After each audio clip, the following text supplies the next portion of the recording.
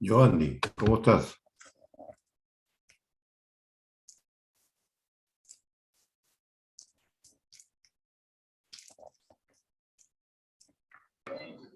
Doctor Ortega, muy buenas tardes. ¿Qué tal, Giovanni? ¿A las 12:05 empezamos? Ya, perfecto, doctor. 265. Listo, gracias.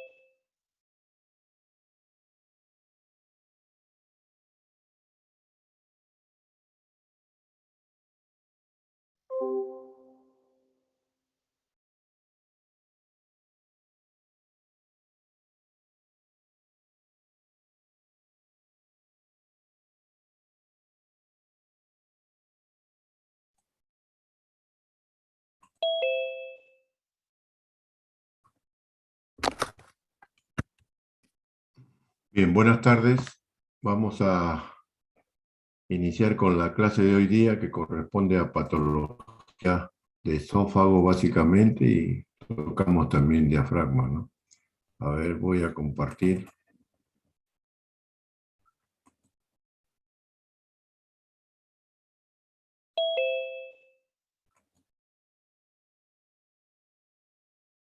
¿Se ve lo que estoy compartiendo? Ya, perfecto, muy bien. Entonces empezamos. Muy bien, entonces vamos a empezar con la patología esófago. Eh, a mí siempre me gusta hablar un poco de anatomía, he restringido algunas cosas, pero creo que es importante. ¿Cuánto mide el esófago? Aproximadamente 24 centímetros, proyectado sobre la columna vertebral, va desde la cesta cervical hasta la 11ª vértebra dorsal o torácica. El esófago transcurre en el mediastino posterior, se inicia a nivel del esfínter esofágico superior. El esfínter esofágico superior está producido, está conformado por el músculo cricofaringio, va a discurrir por el mediastino posterior y se va a dirigir a la cavidad abdominal, a la cavidad peritoneal. Para pasar del tórax a la cavidad peritoneal, el diafragma le hace una abertura, un hueco, ¿sí? A esa abertura se le conoce como hiato esofágico, hiato diafragmático también le llaman, ¿sí? Y el esófago va a avanzar un par de centímetros más dentro de la cavidad peritoneal y se va a unir al estómago en la unión esófago-gástrica. Atención, la unión esófago-gástrica se encuentra a 40 centímetros de la arcada dental. Repito, 40 centímetros de la arcada dental, sea mida 1,80, 2 metros o mida 1,60. Del ombligo para arriba todos somos iguales, ¿de acuerdo? La proporción es la misma. En este transcurrir del esófago por el mediastino posterior tiene 4 estenosis, entre comillas, fisiológicas. La primera se da a nivel del esfínter esofágico superior, que ya dijimos que está formado por el músculo cricofaringio, formando un verdadero esfínter, Esto se encuentra a 15 centímetros de la arcada dentaria. A los 22 centímetros hay una pequeña depresión en el esófago y es causada ¿por qué? Por el callado aórtico que descansa sobre el esófago y lo deprime ligeramente. Igual pasa a los 28 centímetros con el bronco izquierdo, que también se apoya sobre el esófago y produce una pequeña depresión.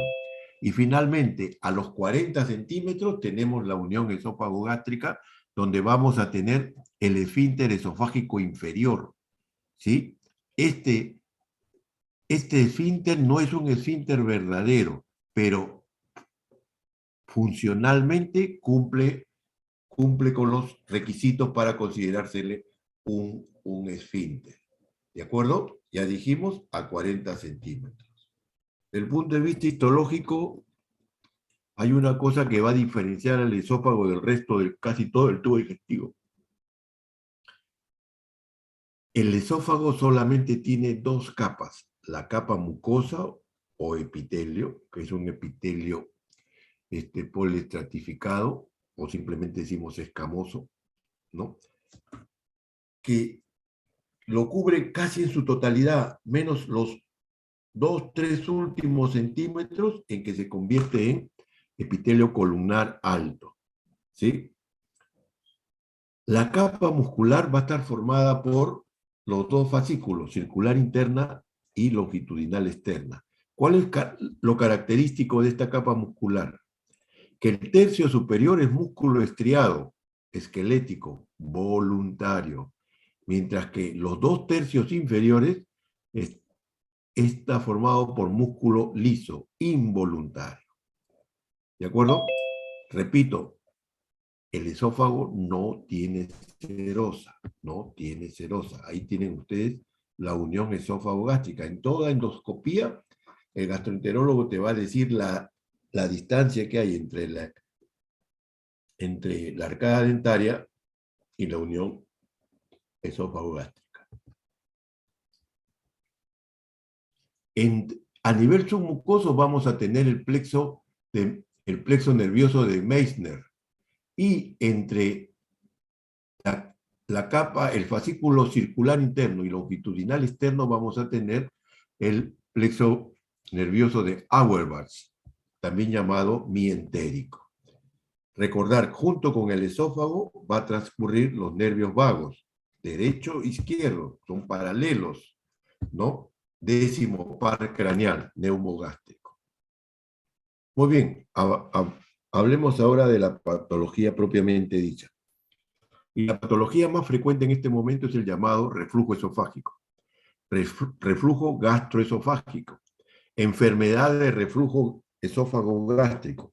Todos esos nombres son sinónimos, ¿sí? Todos hablan de lo mismo. Atención. Todos que están escuchándome, asumo yo de que no están comiendo. En este momento, nuestro basal, nuestro esfínter esofágico inferior, está cerrado. Está cerrado. Eso es lo basal que tenemos. Cuando nosotros ingerimos alimento, deglutimos, pasamos el esfínter esofágico superior, el bolo alimentario pasa al esófago y a través del movimiento peristáltico es llevado hacia la parte más distal, hacia la unión esófago-gástrico. Cuando el bolo comienza a llegar en forma coordinada, el esfínter esofágico inferior se abre, deja pasar su contenido y se vuelve a cerrar. Y se vuelve a cerrar. Eso es lo normal. ¿Sí? Eso es lo normal. ¿Qué pasa en el reflujo? Hay una disfunción del esfínter esofágico inferior. ¿En qué sentido disfunción? En que se abre, pero a la hora que se cierra, no cierra totalmente. Deja una pequeña abertura, de tal manera que permite que contenido del estómago pase al esófago. Y recuerden ustedes, el esófago, la única función que tiene el esófago es unir orofaringe con estómago. No tiene, su epitelio es un epitelio escamoso, no tiene glándulas. No tiene función, solamente une y a través del movimiento peristáltico lleva el bolo hacia el estómago. Y esa mucosa no está preparada para estar en contacto con ácido, como es el jugo gástrico, ¿sí? Y el resultado es una inflamación de esta mucosa. Entonces, esa es la fisiopatología del reflujo. ¿Qué factores se han asociado? Se ha descrito que hay una disminución de la gastrina endógena que estaría condicionando esta patología.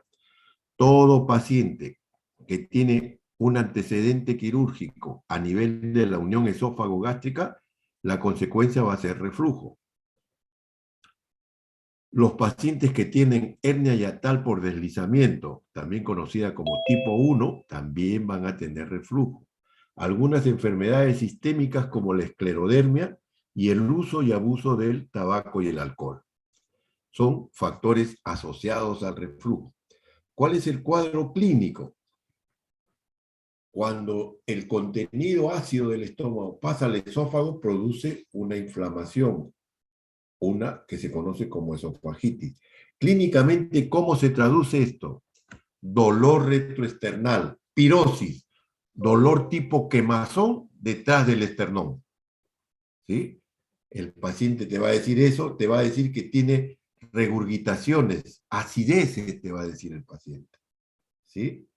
Además te va a decir, doctor, si yo como y se me ocurre dar una siestecita, cuando me echo, el dolor aumenta, me viene la agrura, la regurgitación ácida, no puedo. Y en las noches para dormir tengo que usar 3, 4 almohadas para tener la cabecera alta, doctor, porque si no el dolor es espantoso. Cuadro típico de un reflujo gastroesofágico. ¿Sí? El diagnóstico, ¿cómo lo comprobamos?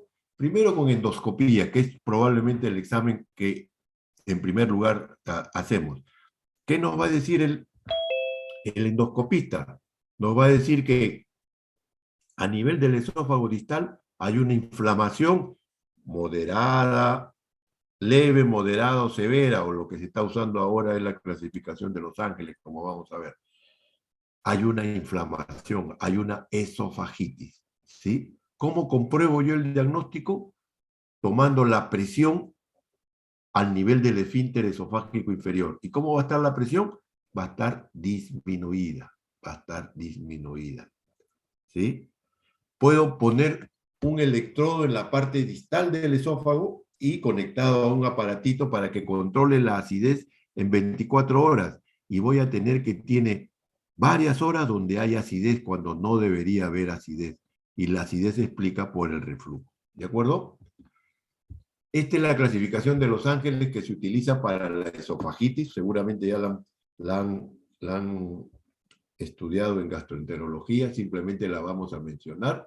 Aquí tienen los diversos grados que va de la A a la D. La A la más leve, la B la más severa. ¿Sí? ¿Cuál es el tratamiento del reflujo gastroesofágico o enfermedad de reflujo esofágico? Primero siempre es tratamiento médico. Siempre es tratamiento médico. Empezamos con antiácidos, con metoclopropamida, con inhibidores de la bomba de protones, el omeprazol y todos los soles que ustedes conozcan, ¿no? Hay que decirle que baje de peso, quitarle el alcohol y el tabaco, y decirle que lo que él ya intuitivamente lo ha hecho cuando usaba 4 o 5 almohadas, decirle que eleve la cabecera de la cama de 15 a 20 centímetros, un par de tacos de madera, y si no, un par de ladrillos, pues ya uno se acomoda a esto. ¿De acuerdo? Y obviamente recomendarle que evite acostarse inmediatamente después de comer, por lo que ya comentamos. Cuando buena parte de estos pacientes responden al tratamiento médico, ¿sí?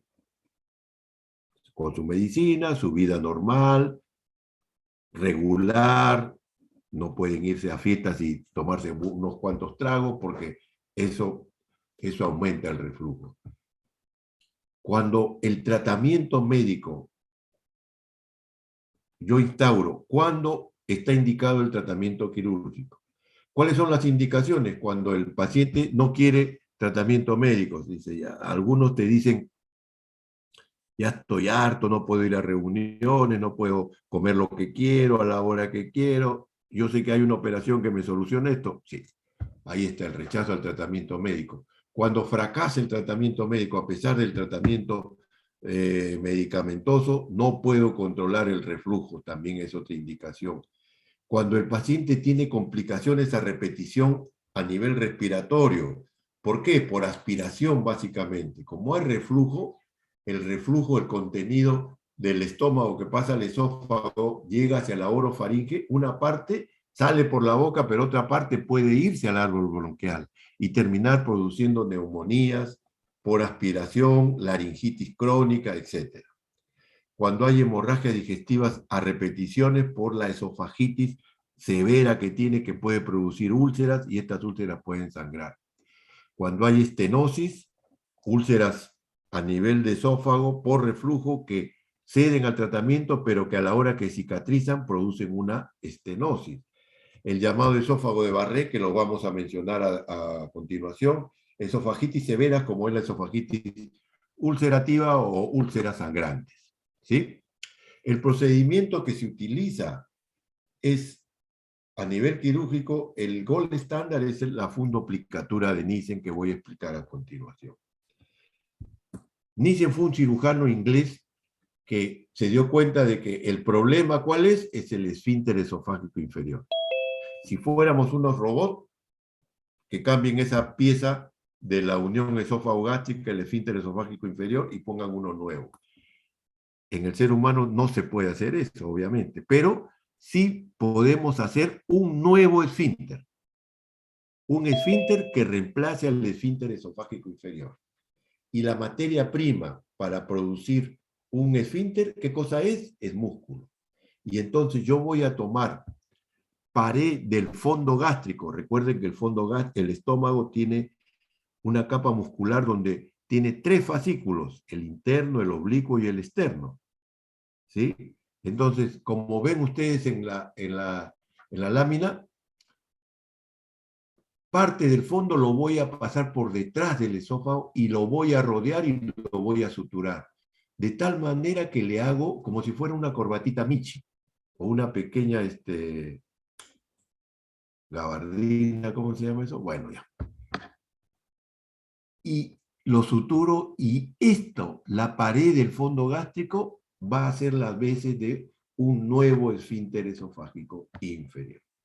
Esta operación se llama la operación de Nissen, fundoplicatura de Nissen o también llamada secas fundoplicatura simplemente. Hay otras alternativas, la de Belsey. Belsey, ¿qué cosa hace? Reconstruye el ángulo de His. ¿Qué es el ángulo de His? Es la unión del esófago con la curvatura mayor. Siempre tiene que formar un ángulo agudo. Cuando este ángulo se hace obtuso, se abre el ángulo, se pierde la función del esfínter esofágico inferior y hay reflujo. ¿Sí? Y aquí tenemos otro que es el procedimiento de Hill, que es algo parecido, pero que se une a los pilares del esófago. En todos, el hiato esofágico va a estar dilatado y por eso también se recomienda cerrar un poco ese hiato. Ahora lo hacemos por vía laparoscópica. Fíjense cómo hemos liberado el esófago distal y se ha suturado parte del hiato esofágico que se había dilatado y se pasa el fondo gástrico por detrás del esófago y se le envuelve y se le hace como una chalinita. Esa es la palabra que buscaba, chalina, ¿no? O una corbatita Michi, si ustedes quieren. Y repito, este es el nuevo esfínter. Buenos resultados. Hay una serie de variaciones, pero al nivel de ustedes es reflujo gastroesofágico, el tratamiento médico primero, si fracasa o tiene alguna contraindicación, tratamiento quirúrgico, y en el quirúrgico es el procedimiento de Nissen o fundoplicatura, que se hace preferentemente por vía laparoscópica. Hablemos ahora del esófago de Barrett. A ver, yo les decía que el esófago tiene dos capas, el epitelio y la capa muscular. El epitelio está formado por un epitelio escamoso, salvo los 2 últimos centímetros, que es un epitelio columnar.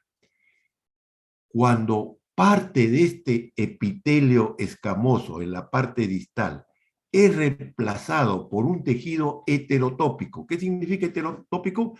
Que no corresponde a esa zona, ¿no? Viene de otra zona, a eso le llamamos heterotópico. Eso se llama esófago de Barrett.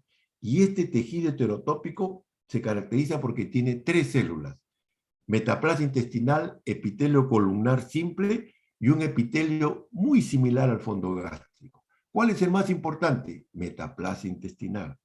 Si recuerdan ayer que hablamos de oncología, dijimos que la metaplasia intestinal era una lesión premaligna. ¿Por qué? Porque la célula de metaplasia intestinal tiene capacidad de transformarse, convertirse en cáncer. No todos, ¿eh? Pero todavía no diferenciamos quiénes sí y quiénes no. Entonces, por eso ponía acá, la metaplasia tiene un alto potencial de degeneración maligna. ¿Por qué se da el esófago de Barrett? A ver, todos los esófagos de Barrett tienen reflujo gastroesofágico, pero no todos los reflujos gastroesofágicos tienen Barrett. Espero que me entiendan, ¿sí?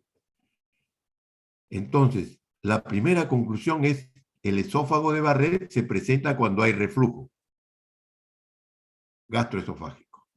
Eso es cierto. Pero no todos los reflujos tienen Barrett. ¿Cuál es la hipótesis que se acepta ahora? Que los que tienen esófago de Barrett es porque además tienen reflujo biliar. A ver, ubíquense. En el duodeno secreta la bilis y el jugo pancreático. La bilis y el jugo pancreático se quedan en el duodeno, no pasan al estómago porque existe el píloro, que ya vamos a ver en nuestra próxima clase. Existe el píloro, ¿sí? Pero en estos pacientes también el píloro no funciona bien y deja pasar, refluye la bilis del duodeno al estómago. Y esa bilis del estómago pasa al esófago. Y esto sí produce el esófago de Barrett. Serían las sales biliares las que producirían la metaplasia intestinal. Es la hipótesis más aceptada, ¿de acuerdo? ¿Y por qué es importante este esófago de Barrett? Porque un porcentaje que va más o menos del 20% termina en cáncer. ¿Qué tipo de cáncer? El epitelio es un epitelio columnar, el epitelio del fondo es un epitelio glandular. Va a producirse un adenocarcinoma en esófago. ¿Sí? Entonces, conclusión, el adenocarcinoma de esófago, ¿cómo se inició? Se inició como un esófago de Barrett. ¿Sí?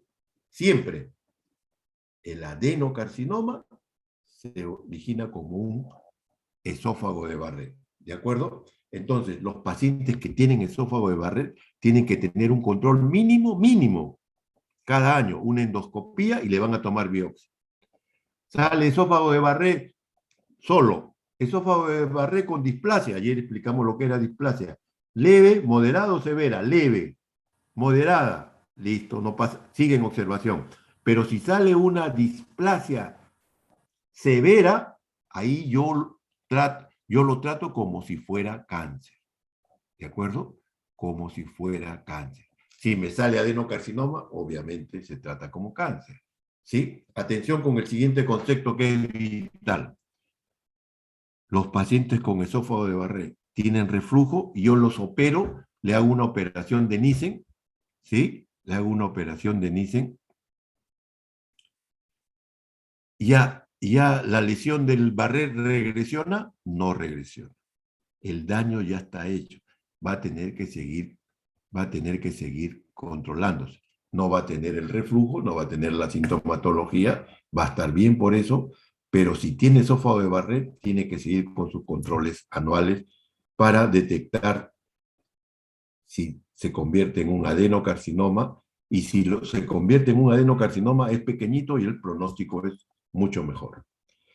Esto es lo normal, la unión esófago-gástrica. Acá ven ustedes unas islas, unos islotes, unas lengüetas, ¿no? De tejido heterotópico, glandular alto, esófago de Barrett. Distinguen un esófago de Barrett corto y un esfínter, un Barrett largo, de acuerdo a la longitud que tiene. Acá tienen uno corto, pequeñito, y uno largo. Fíjense dónde está la unión esófago-gástrica y todo este segmento largo está ocupado por el esófago de Barrett. Y acá que ven ustedes una lesión blanquecina. Este es un esófago de Barrett, pero que ya desarrolló un adenocarcinoma. Un adenocarcinoma. ¿Sí? Hablemos ahora de los tumores del esófago. Empecemos con los tumores benignos. El tumor benigno más frecuente, ¿cuál es? El leiomioma, el que se origina en el músculo liso de la capa muscular del esófago. Es el más frecuente, 2/3 de los tumores benignos. No da ninguna sintomatología hasta que llega al tamaño de 5 centímetros. A partir de los 5 centímetros puede producir disfagia, dolor al deglutir. La esofagoscopía nos va a decir que hay una lesión elevada, pero te da el dato, la mucosa está indemne, está normal. Entonces tú asumes que la tumoración está por detrás de la mucosa, en este caso en la capa muscular.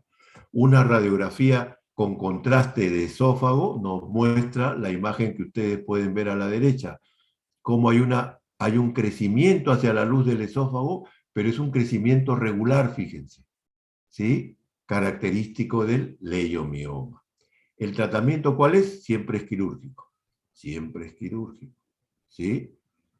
Es la enucleación, sacar el tumor dependiente de la musculatura lisa. Cuando este tumor se ubica en la unión esófago-gástrica, se hace una resección de la unión esófago-gástrica. ¿Y cuál va a ser la complicación de esta operación? Si yo estoy actuando sobre la unión esófago-gástrica, el paciente va a tener reflujo. ¿De acuerdo?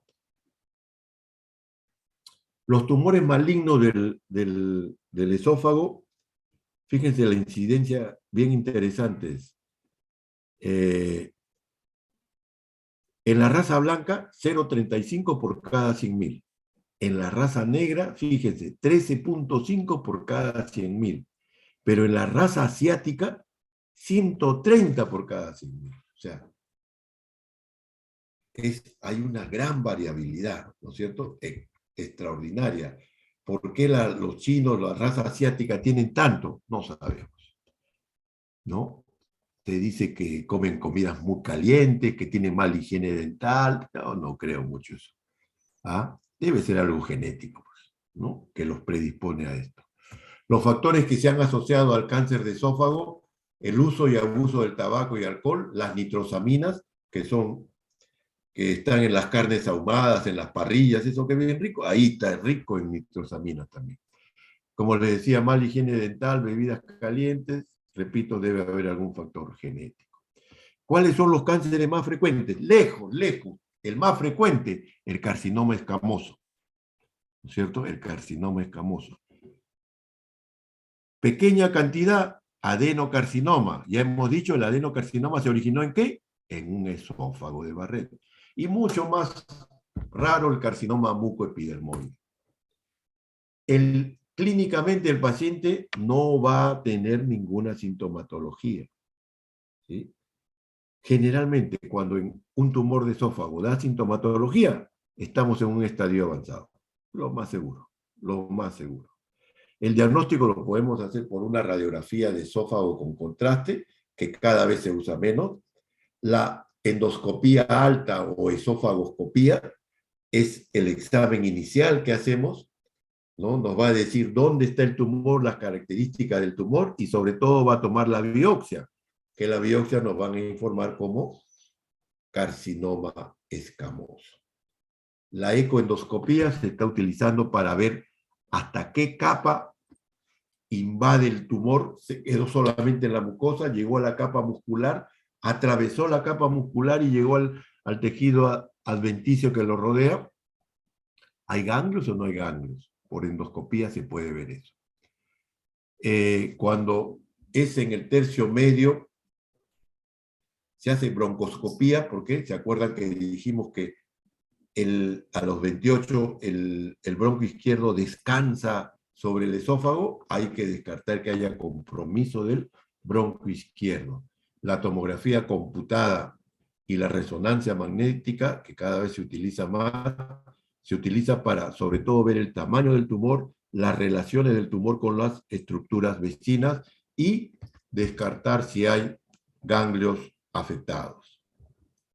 Fíjense, esta es una radiografía con contraste de esófago. Fíjense, acá es lo normal y acá ya hay una total irregularidad, ¿no? Con espículas, con estrechamiento de la luz, totalmente irregular. Lo mismo sucede acá. Otra igual, y fíjense el tamaño, toma 1, 2, casi 3 cuerpos vertebrales. Entonces, aquí la cosa está casi perdida. Y endoscópicamente, ¿qué lo vemos? Lo vemos así. Una lesión proliferativa, ulcerada en su centro, ¿no? Un carcinoma escamoso. La ecoendoscopía, yo les decía, nos ayuda para ver hasta qué capa ha penetrado. Fíjense, acá están las capas. La mucosa, la submucosa, la capa muscular. Fíjense cómo llega a todas las capas. Pasó ya la capa muscular y llega a la adventicia, ¿sí? Y acá pueden ver ustedes, acá se ve el tumor, ¿no? Que llega, compromete la adventicia, y acá ven 2 ganglios tomados. Acá ven un ganglio tomado y el tumor acá enorme. ¿De acuerdo?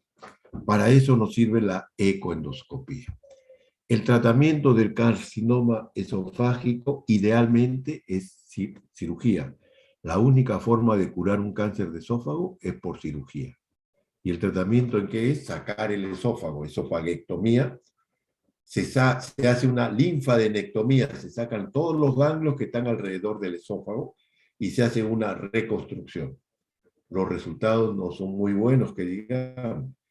La sobrevida a los 5 años, cuando no hay ganglios, cuando en general es de 5 a 15%, cuando no hay ganglios esto sube a 30%, siendo todavía una una cifra realmente poco eficiente, ¿no? Debería ser mayor. Se utiliza ahora radioterapia y quimioterapia. El carcinoma esofágico es radiosensible, es sensible a la radioterapia y se usa con quimioterapia para, dijimos ayer que el uso simultáneo de la quimioterapia y la radioterapia potencian la acción de la radioterapia. ¿De acuerdo? Lamentablemente la mayoría de pacientes llegan con estadios avanzados, como hemos visto esas placas, por ejemplo, y ahí hacemos lo que se llama cirugía paliativa. Solamente ponemos una sonda en el estómago para que se alimente el paciente y tenga una mejor calidad de vida de la poca que le queda. O los endoscopistas ahora ponen unas prótesis de metal que son expandibles, ¿sí?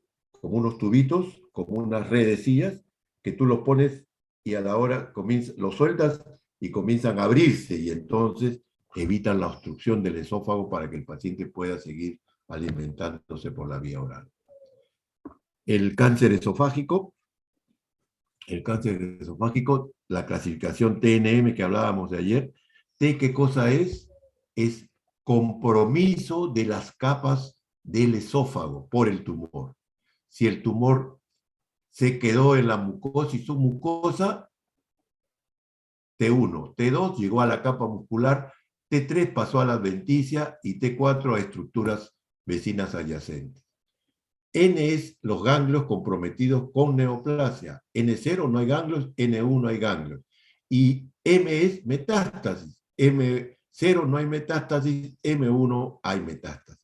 Con esto yo hago mi cuadro del estadio, ¿no? Y fíjense, como el estadio 1, cuando es un T1, N0, M0, la sobrevida, recuerden, en cáncer, siempre a los 5 años, 75%.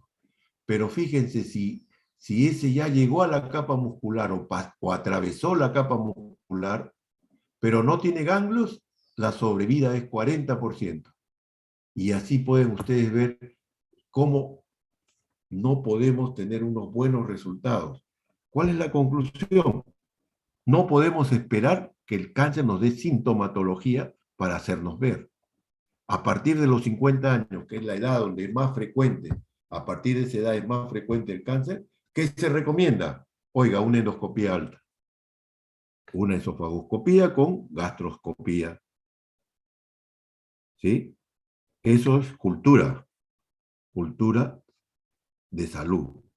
Y nosotros tenemos que ser el ejemplo para poder transmitir esta buena costumbre. ¿De acuerdo?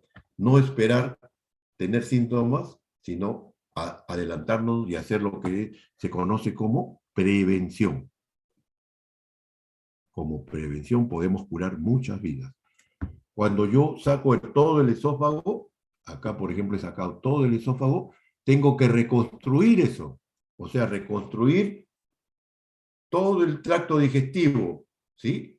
Entonces, hay varias alternativas. Puedo llevar el estómago hacia el esófago, lo uno con la orofaringe o el esófago pequeñito que me ha quedado para que los alimentos sigan esta vía. Puedo utilizar intestino delgado, un segmento de intestino delgado, o un segmento de colon, ya sea colon derecho o colon izquierdo. En todos los casos, ¿cuál es la condición? Que el segmento que voy a llevar para que reemplace al esófago, para que se restituya el tránsito intestinal, tiene que tener una buena irrigación. Tiene que tener una buena irrigación. La literatura dice que el mejor segmento es el colon izquierdo, que es el colon izquierdo. ¿De acuerdo? Hablemos de la siguiente patología, que es la acalasia. ¿Qué es la acalasia? A ver, para que se acuerden ustedes. En una moneda, en un lado, en un lado de una moneda pongan el reflujo, en el otro lado pongan la acalasia. ¿Sí? Son totalmente opuestos. Yo les decía, cuando ustedes ingieren los alimentos de gluten, el alimento pasa por el esfínter esofágico superior, llega al esófago, los movimientos peristálticos lo llevan hacia la unión esófago-gástrica, el esfínter esofágico inferior se abre, deja pasar su contenido y se cierra. ¿Qué pasa en la calasia? En la calasia hay una descoordinación. El esfínter esofágico se abre poco y no espera las ondas peristálticas, ¿sí? La consecuencia, ¿cuál es? Que el contenido que llega al esófago distal, una parte pasa y otra parte se queda almacenada en el esófago. La consecuencia, ¿cuál va a ser? Que el esófago se dilata, ¿sí? Y atención, no lo dije antes, lo digo ahora. El carcinoma esofágico es 10 veces más frecuente en pacientes con acalasia que en el resto de la población. Por lo que dijimos, la hipótesis que se maneja es, esa mucosa no está acostumbrada a estar en contacto con nutrientes, solamente los ve pasar. Y ahora se encuentra que el esófago pasa una parte y otra parte se queda en el esófago, se dilata y se va acumulando. Y la hipótesis es que los nutrientes, el bolo alimentario, produciría una inflamación crónica y continua de la mucosa y que alguna célula de esa mucosa en algún momento pueda estar alterándose y termina en carcinoma escamoso de esófago. ¿De acuerdo? ¿Cuál es la sintomatología? Disfagia, regurgitación, pero atención, la regurgitación en acalasia es una regurgitación no ácida. Repito, en acalasia es una regurgitación no ácida. Hay pérdida de peso, doctor, yo como igual que siempre, pero no sé por qué como. ¿Por qué estoy bajando de peso? ¿Por qué? Porque solamente la mitad de lo que come está pasando al estómago, ¿no es cierto? Y la otra cosa que es bien frecuente es que el paciente te diga, doctor, el año pasado tuve 2 cuadros de neumonía, pulmonía dicen ellos, ¿no? Neumonía. ¿Y eso por qué es? Porque el contenido se va acumulando en el esófago y hay una regurgitación. Y una parte de eso pasa al árbol bronquial y produce neumonía por aspiración. Entonces, pensar en acalasia. El diagnóstico lo puedo hacer por una radiografía contrastada de esófago, en que voy a encontrar que hay una dilatación del esófago y hay un estrechamiento, ¿no? Pico de ave le llaman. El diagnóstico definitivo lo voy a hacer midiendo la presión del esfínter esofágico inferior. En este caso, ¿cómo voy a encontrar la presión? Aumentada, aumentada. Y probablemente el primer examen que solemos hacer es la endoscopía alta o esofagoscopía. ¿Qué nos va a decir el gastroenterólogo? Nos va a decir que encuentra el esófago dilatado, lleno de sapos y culebras, restos alimentarios, y puede haber algún grado de inflamación, de esofagitis a nivel de la mucosa. ¿Sí? Hecho el diagnóstico, el tratamiento siempre es médico. ¿En qué consiste el dilatar el esfínter? Voy a pasar unas bujías, ¿no? Antes eran de metal, ahora son globitos, que van a dilatar el esfínter esofágico inferior. ¿De acuerdo? Buena parte de los pacientes responden al tratamiento. Cuando este fracasa, la alternativa, ¿cuál es? La esófago es un tratamiento quirúrgico, la operación de Heller, la esófago-miotomía, que ahorita la voy a explicar. Ahí tienen ustedes una radiografía de esófago con contraste, se ve una dilatación del esófago y fíjense un estrechamiento, como si fuera un pico de pájaro de ave, ¿no? Pasa, claro que pasa, acá hay estómago, hay un poquito ya de contraste, característico de acalasia. Esta es una acalasia, fíjense, en el cuadro A, la dilatación, el estrechamiento, los restos alimentarios que hay, y a este paciente comenzó a hacérseles dilataciones. Se le hacen en varias sesiones. Y fíjense, logró dilatar y el paciente hace una vida normal. ¿Sí? La acalasia puede llegar a estos extremos, fíjense, el estrechamiento y la gran dilatación del esófago. Si yo les muestro y les digo a este esta imagen de la derecha es sigmoide, más de uno me cree, es esófago, que ya entró en tortuosidades, ¿sí? ¿En qué consiste el tratamiento quirúrgico? Operación de Herler, la esófagomiotomía. Vamos a cortar a nivel de la unión esófago-gástrica la serosa, vamos a llegar a la capa muscular circular y la vamos a cortar. La vamos a cortar. ¿De acuerdo? De tal manera de que ese esfínter esofágico inferior ya no pueda cerrar. A eso se le llama la operación de Heller. Se corta la capa muscular, la capa circular del músculo y se le deja abierto. ¿Cuál sería la complicación de esta operación? La complicación sería reflujo. Por lo tanto, vamos a hacerle una operación antirreflujo. ¿De acuerdo?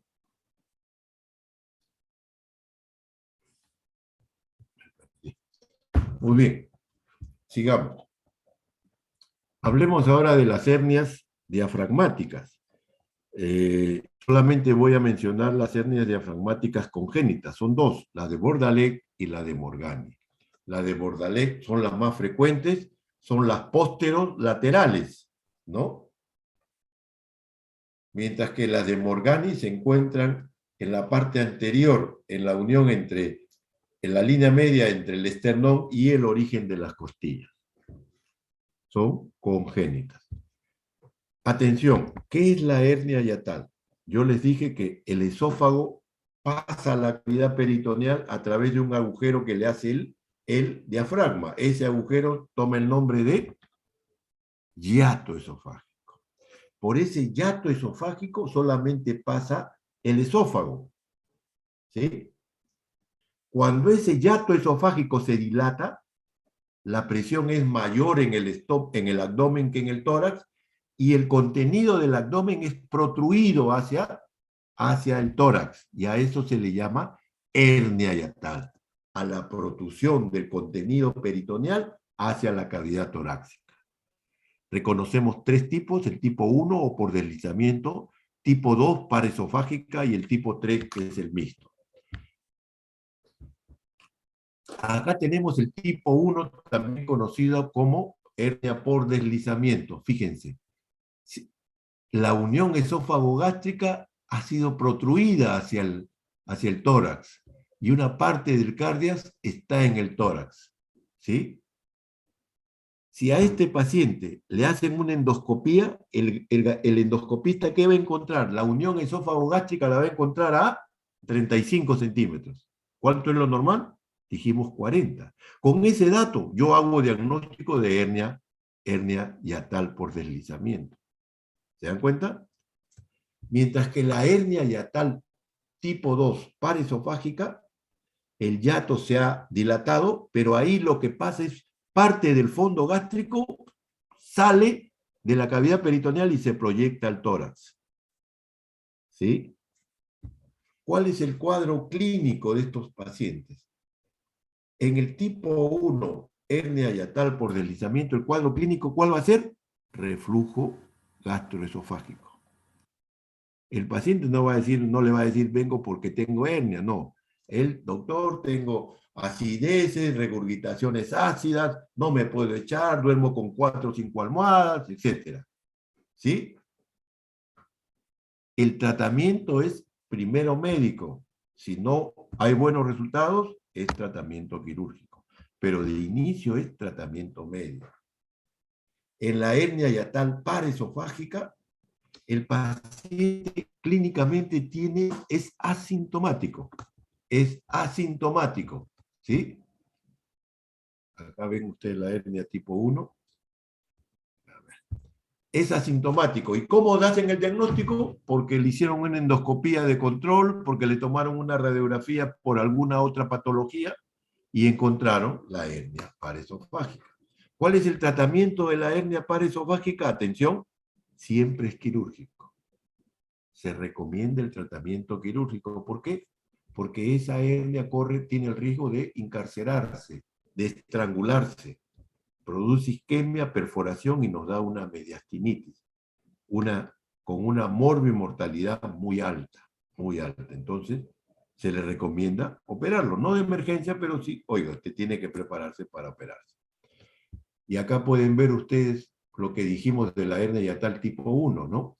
La unión esófago-gástrica está en el tórax, este es el diafragma, este es el diafragma. Fíjense, todo esto ha subido, ¿de acuerdo? El esfínter esofágico inferior ya no funciona en estas condiciones, por lo que se asocia con reflujo gastroesofágico. ¿Cómo clasificamos las hernias diafragmáticas? Traumáticas son aquellas que por un accidente, un golpe, se rompe el diafragma, y recuerden, el diafragma es músculo. Si se rompe un pedacito, sangra muy poco, porque la contracción evita el sangrado, pero queda el hueco, y eso con el tiempo, por ahí pasa con parte del contenido peritoneal hacia el tórax. Hernias diafragmáticas traumáticas. Las no traumáticas son las que hemos explicado.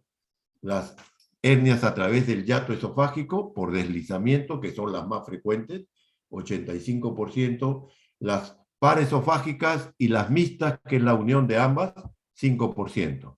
Y también hablamos un 5% de las hernias congénitas. Entonces, el cuadro clínico, repitiendo, tipo 1, síntomas de reflujo, tipo 2, asintomáticos, el tratamiento, el tipo 1, tratamiento médico. Si hay fracaso o hay indicación quirúrgica, cirugía antirreflujo más fundoplicatura. Y en el tipo 2, siempre cirugía, siempre cirugía. ¿Sí? Acá tienen ustedes una hernia hiatal tipo 1 en una radiografía contrastada de esófago, ¿no? Fíjense, acá está la unión, aquí estaba la unión esófago-gástrica, ¿no? Acá está el hiato dilatado, ha pasado parte del cardias, ¿de acuerdo? Acá pueden ver ustedes una hernia hiatal tipo 2 paraesofágica. Acá está el diafragma, y acá parte del fondo ha pasado al tórax. Fíjense, la unión esófago-gástrica se mantiene. Por eso es que el paciente no tiene síntomas de reflujo. Su esfínter esofágico inferior está funcionando adecuadamente. Acá tienen otra hernia paraesofágica, fíjense, acá está el estómago, y acá tenemos parte del estómago en el tórax.